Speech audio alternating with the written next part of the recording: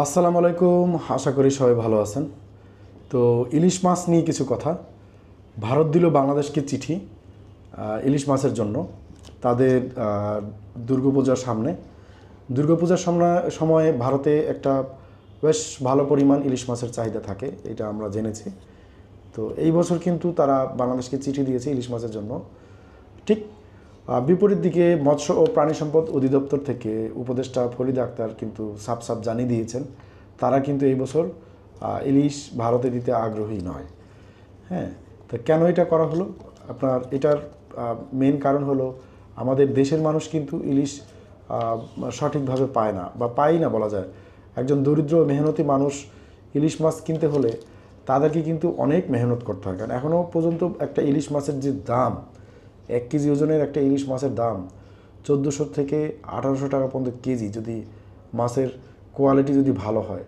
1.5 KG 2 KG ওজনের মাছের দাম তো আরও বেশি, আপনার 2200 টাকা পর্যন্ত কেজি একটা ইলিশ মাছের দাম। তো এইটা একটা গরিব বা মেহনতি মানুষের জন্য খুবই কষ্টকর, বা ইভেন আমাদের জন্য এটা মনে করেন খুব একটা স্বাচ্ছন্দ্যবোধ নয় ইলিশ মাছ কিনতে এত দাম দিয়ে। তো আপনার দেশের মানুষের স্বার্থ আগে, দেশের মানুষ আগে ইলিশ খাবে, তারপরে যদি থাকে তখন দেশের বাইরে দেওয়া হবে। এইটা হলো আপনার প্রাণী সম্পদ অধিদপ্তরের মানে আপনার সিদ্ধান্ত। তো অতীতে কিন্তু আপনার এই হাসিনা সরকার বা ভারতকে কিন্তু কয়েক হাজার, প্রায় 5,000 মেট্রিক টন করে ইলিশ ভারতে তারা পাঠিয়েছে। হ্যাঁ, তো এই বছর কিন্তু তারা পাচ্ছে না। আসলে আমার মানে চিন্তাভাবনা একটু ভিন্ন। ভারত কিন্তু আমাদের বন্ধু রাষ্ট্র। হ্যাঁ, ভারত আমাদের প্রতিপক্ষ নয়। আমরা ভারতের সাথে কোনো শত্রুতাপূর্ণ সম্পর্ক চাই না। ভারতের সাথে আমরা হৃদ্যতাপূর্ণ সম্পর্ক চাই। কিন্তু ভারতের কিছু ভুল রয়েছে আপনার। ভারত শুধু আপনার নিতে পছন্দ করে, দিতে পছন্দ করে না। তারা কিন্তু পূর্বের বছরগুলিতে বাংলাদেশ থেকে বিভিন্ন ধরনের সুযোগ সুবিধা তারা বাংলাদেশ থেকে নিয়েই গেছে বেশি, বিনিময়ে কিন্তু তারা দিয়েছে কিন্তু অনেক কম। হ্যাঁ, তো এইটা ঠিক না। আপনার একটা দেশের সাথে আরেকটা দেশের আপনার সম্পর্ক থাকবে বন্ধুত্বপূর্ণ, হৃদ্যতাপূর্ণ। দিতেও হবে, নিতেও হবে, give and take, win win situation. কিন্তু সেটা ভারতের ক্ষেত্রে হয় না।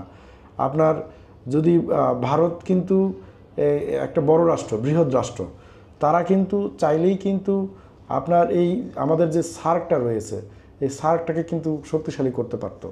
আমাদের সাউথ এশিয়ায় যে কয়েকটা দেশ রয়েছে, 7টা দেশ রয়েছে, এটা যদি শক্তিশালী হইতো তাহলে কিন্তু আমরা আজকে ইউরোপিয়ান ইউনিয়নের মতো থাকতাম। ইউরোপে যেমন দেখেন কোনো ভিসা লাগে না। ইউরোপিয়ান ইউনিয়নের মধ্যে যতগুলি দেশ আছে তাদের মধ্যে কিন্তু যোগাযোগের ক্ষেত্রে কোনো ভিসা লাগে না। আপনার একই মুদ্রা, একটা ইউরো পুরো ইউরোপে চলতেছে আপনার, কত সুন্দর। ঠিক এটা কিন্তু আমাদের এই সাউথ এশিয়াতেও হইতে পারত। হ্যাঁ, ভারত যদি একটা গুরুত্বপূর্ণ ভূমিকা পালন করতো, যেহেতু তারা বড় রাষ্ট্র, তাদেরকেই এই দায়িত্বটা নিতে হবে। তাহলে আমাদের এই সাউথ এশিয়ার দেশগুলি আমরা সবাই ভালো থাকতাম। আমাদের মতো ইউরোপিয়ান ইউনিয়নের মতো আমাদের এই সার্কটাও কিন্তু একটা একটা বৃহৎ একটা সুন্দর একটা মহাদেশে হইতো। তো সেটা হয়নি, কারণ ভারত শুধু নিতে পছন্দ করে, দিতে পছন্দ করে না। এইটা ঠিক না।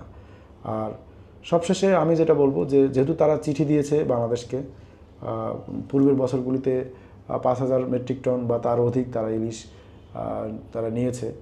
তো এই বছর কিন্তু একবারেই তারা পাচ্ছে না, যেটা আমি আগে বলেছি। এইটা আমার মনে হয় একটু মৎস্য প্রাণী সম্পদ থেকে ভেবে দেখবেন।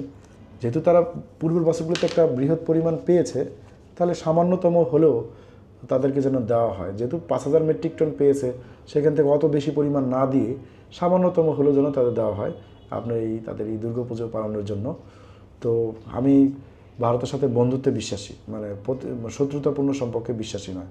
তারা তাদের ভুলগুলি বুঝতে পারবে, ভুলগুলি বুঝতে পেরে তাদের সহযোগিতার হাত আমাদের ছোট ছোট যে দেশগুলি আছে, বাংলাদেশ, নেপাল, ভুটান, শ্রীলঙ্কা, মালদ্বীপ, তাদের প্রতি হাত বাড়িয়ে দিবে।